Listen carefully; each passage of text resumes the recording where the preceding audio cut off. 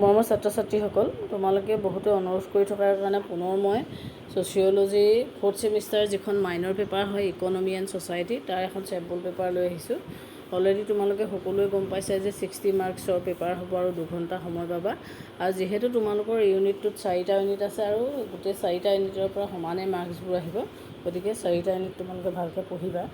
এতিয়া তোমালোকক sample paper আকাৰে মই যোৱা বছৰ হৈ যোৱা এখন পেপাৰ, এখন তোমালোকৰ 2025 চনতে হৈছে, এখন ইকনমি এণ্ড ছ'চিয়'লজি। পেপাৰখনৰ নামটো বেলেগ, কিন্তু ইয়াৰ যিখিনি কুৱেশ্যন এনচাৰ তোমালোকৰ চিলেবাছৰ লগত প্ৰায় মিল আছে, গতিকে সেইকাৰণে মই কুৱেশ্যন পেপাৰখন তোমালোকৰ মাজত শ্বেয়াৰ কৰি দিছোঁ আৰু যিখিনি 1 নম্বৰীয়া কুৱেশ্যন সেইখিনি মই ছল্ভ কৰি দিছোঁ, তোমালোকে চাবাচোন। গতিকে যিহেতু ছেমিষ্টাৰ তাত অসমীয়াত অহা নাছিলে, কুৱেশ্যনখন অকল ইংলিছতে আহিছে, কিন্তু তোমালোকেতো গম পাইছা যে তোমালোকে ইংলিছ অসমীয়া দুয়োটাতে আহিব। এতিয়া ইয়াত 80 মাৰ্কছ হোৱাৰ কাৰণে 1 নম্বৰীয়া 8টা কুৱেশ্যন আহিছে আৰু তোমালোকৰ শ্বৰ্ট কুৱেশ্যন 6টা আহিব, যিহেতু 60 মাৰ্কছ। এতিয়া ইয়াৰ এইখিনি কুৱেশ্যনখিনি তোমালোকে ভালকৈ এবাৰ পঢ়ি চাবা, তোমালোকৰ চিলেবাছৰ লগত মিল থকা হয়নে নহয় তোমালোকে দেখিলেই গম পাবা এই পেপাৰখন। যিহেতু 1 নম্বৰীয়া কুৱেশ্যনখিনি গোটেইখিনি তোমালোকৰ চিলেবাছৰ লগতে মিল আছে, বা বাকী যিখিনি শ্বৰ্ট নোট লিখিবলৈ দিছে সেইখিনি তোমালোকৰ চিলেবাছৰ ভিতৰৰ কুৱেশ্যন আছে। গতিকে এইখিনি কুৱেশ্যন পেপাৰৰ মতে আইডিয়াটো লৈ পিনি তোমালোকে পঢ়িব পাৰা। আৰু তোমালোকৰ এটা কথা ভাল যে কি তোমালোকৰ ছ'চিয়'লজি পেপাৰবোৰত লং কুৱেশ্যনখিনি একেলগে দি দিয়া কৰিবলৈ, একেলগে দি দিয়াৰ কাৰণে অপশ্যনেল হিচাপে যিকেইটাই কুৱেশ্যন তোমালোকে ভালকৈ পাৰা সেইটো কৰিব পাৰা। একেলগে গোটেই কুৱেশ্যনখিনি দি দিয়া আছে, ইয়াৰ ভিতৰত তোমালোকে যিটো কুৱেশ্যনেই ভালকৈ পাৰা সেইটোৱে কৰিব পাৰা। গতিকে ইয়াত ইউনিট ৱাইজ বুলি দুটা কুৱেশ্যন নিদিয়ে, একেলগে গোটেইখিনি দিয়ে, সেইখিনি তোমালোকে চাই ল'বা।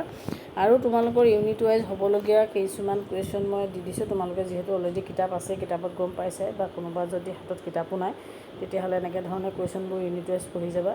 অৰ্থনীতি আৰু সমাজতত্বৰ মাজত থকা সম্বন্ধসমূহৰ বিষয়ে বিশ্লেষণ কৰা, অৰ্থনীতি আৰু সমাজৰ মাজত থকা বোধগম্যতা পৰীক্ষা কৰা, সামাজিক সংস্থা হিচাপে অৰ্থনীতিৰ সংস্থা বা ফাৰ্মৰ বজাৰৰ বিষয়ে লিখা, সামাজিক ব্যৱস্থা হিচাপে অৰ্থনৈতিক সংস্থা ফাৰ্ম আৰু বজাৰৰ ওপৰত মেক্সৱেলৰ বিশ্লেষণ ব্যাখ্যা কৰা, বা অৰ্থনৈতিক প্ৰক্ৰিয়াৰ সমাজতাত্ত্বিক দিশ হিচাপে উৎপাদনৰ ওপৰত আলোচনা কৰা, বিতৰণ আৰু বিনিয়োগৰ এটা ব্যাখ্যা দাঙি ধৰা।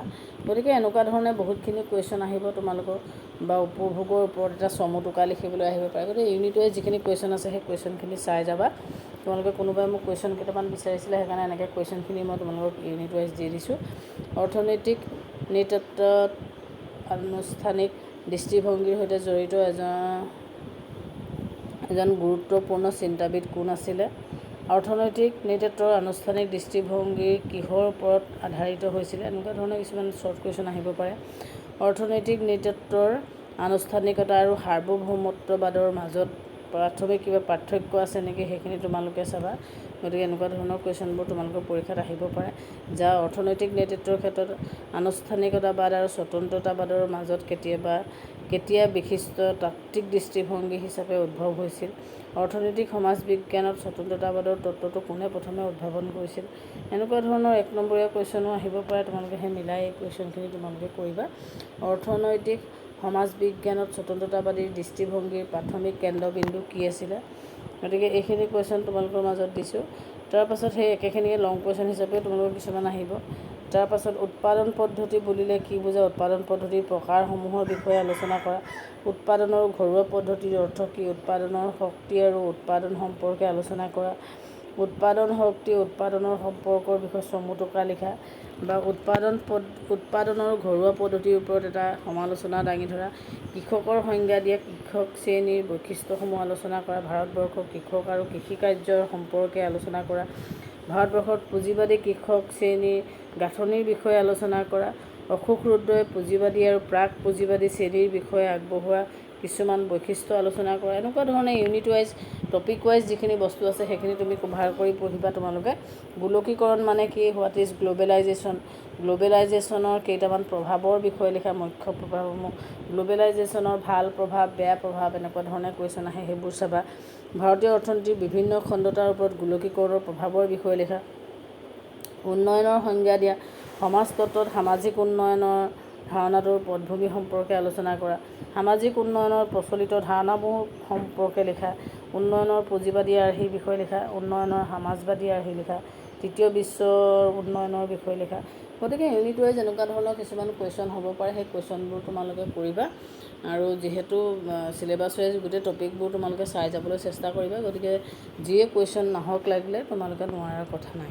আৰু তোমালোকে বহুতে অনুৰোধ কৰি থকাৰ কাৰণে মই এনেকৈ কেইটামান কুৱেশ্যন কালেক্ট কৰি আৰু লগতে এখন তোমালোকৰ ৰিলেটেড এখন কুৱেশ্যন পেপাৰো তোমালোকৰ মাজত দাঙি ধৰিলোঁ, যাতে এনেকুৱা ধৰণৰ কুৱেশ্যনবোৰ আহিব তোমালোকে চাই আইডিয়া পাবা আৰু ভালকৈ পঢ়া শুনা কৰা। যিহেতু তোমালোকৰ মাইনৰ পৰীক্ষাটোৱে শেষ পৰীক্ষা আৰু আগন্তুক ক্লাছবোৰৰ কাৰণেও যদি কিবা পাৰোঁ মই তোমালোকক সহায় কৰিবলৈ চেষ্টা কৰিম।